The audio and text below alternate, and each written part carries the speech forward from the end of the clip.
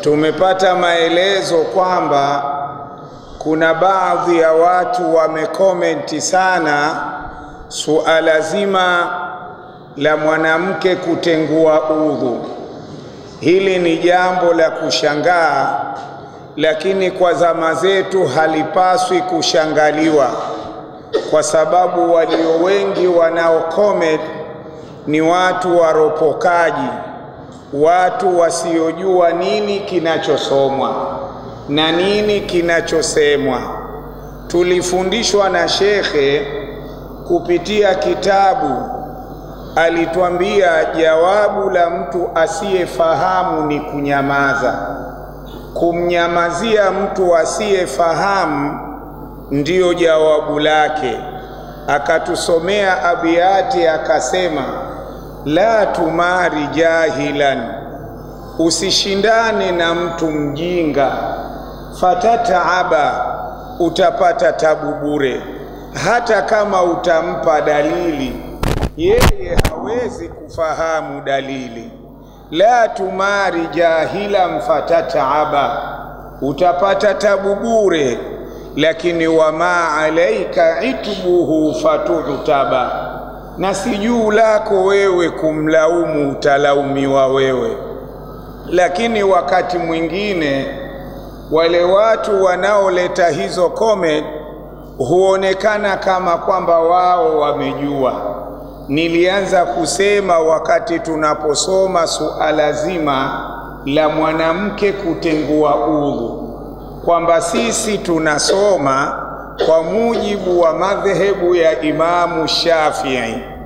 Madhehebu ya Imamu Shafi'i ni kwamba ukimgusa mwanamke ambaye sio maharimu yako, na mwanamke sio maharimu yako ni yule mwanamke yoyote ambaye unaweza kumuoa kisheria.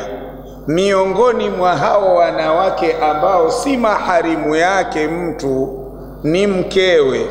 Kwa hivyo mke anatengua udhu. Tulisoma hivyo kwa mujibu wa madhehebu ya Imamu Shafi'i.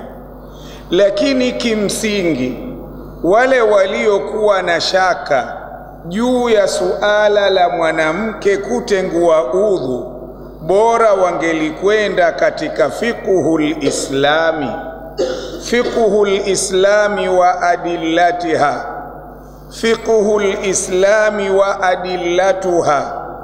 Hichi kitabu ni kikubwa, kinategemewa na wanawazuoni mbalimbali, ikiwemo katika vyuo vikuu vya Kiislamu.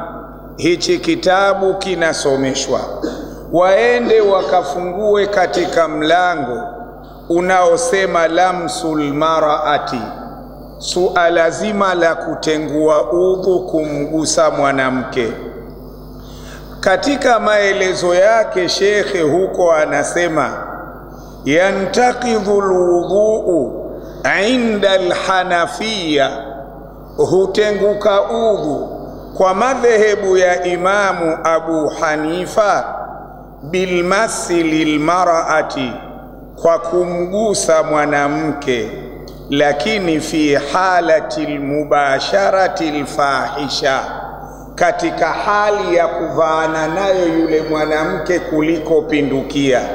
Lakini huko kuvaana na mwanamke kulipe pindukia, maana yake pia ni kumgusa mwanamke.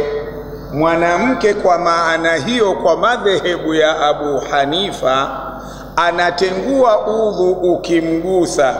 Alichoweka yeye sharti kule kumgusa kwenyewe iwe umemvaa. Ukimgusa katika sura hiyo, mwanamke atakuwa ametengua udhu au anatengua udhu. Hayo ni madhehebu ya Imamu Abu Hanifa.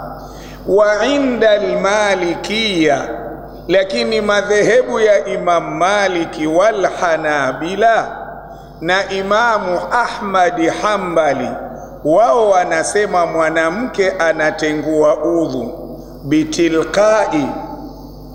bitilqai basharatai rajuli wa mraati, kwa kukutana ngozi mbili ya mwanamume na mwanamke lakini kwa wao atatengua udhu fi halati ladhati, katika hali ukimgusi yule mwanamke kidogo ikaja ile hisia kwamba huyu ni mtoto wa kike niliyomgusa, au shahawati, au kumgusa kwa matamanio.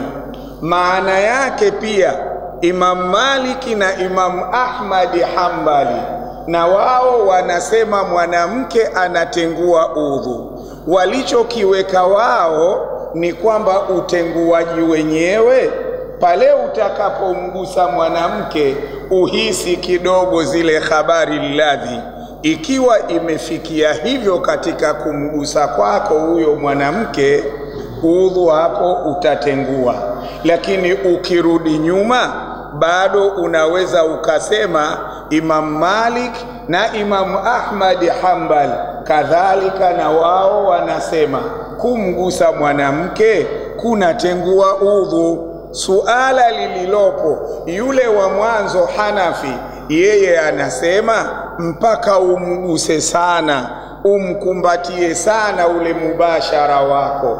Imam Ahmad Hanbali na Maliki wao wanasema hata ukimgusa kidogo, lakini kwa sharti upate hisia fulani, lakini anatengua udhu. Imamu Shafi'i yeye akatoka katika hili suala la kukadiria, labda umguse kidogo au umguse sana, labda ukimgusa uhisi ladha fulani.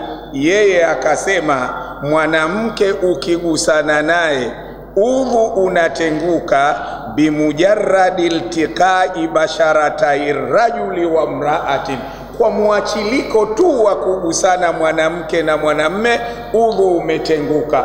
Yeye hakuzingatia mpaka uhisi chochote, wala hakuzingatia mpaka uvaane naye sana. Lakini ukienda katika ujumla, wote wanakubali kwamba mwanamke ukimgusa ambaye si maharimu yako anatengua udhu. Tumefahamiana? Basi Mungu anatuambia wala takif ma laysa laka bihi ilmun, usilizungumze jambo usilokuwa na ujuzi nalo. Kwa sababu gani? Inna sam'a wal basara wal fuada kullun ulaika kana anhu mas'ula. Utakuja kuulizwa mbele za Allah subhanahu wa ta'ala. Usikometi kitu ulichokuwa hujakijua.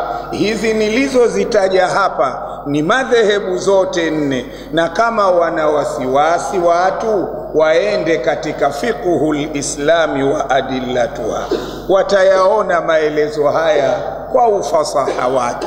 Na hichi ni kitabu kikubwa kinasomeshwa vyuo vikuu vya Kiislamu, na Uislamu kupitia mtume wetu unatueleza daa ma yaribuka ila ma la yaribuka, acha ulilokuwa na nini na wasiwasi nalo, sawa, nenda ukafanye lilo usilokuwa na wasiwasi nalo.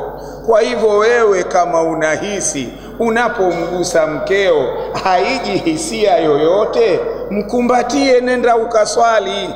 Lakini sisi kwa kuondosha zile karai ya haula alhima yushiku an yakaa fihi, tunasema moja kwa moja kumgusa mwanamke kunatengua udhu. Tunafahamiana? Tayeb.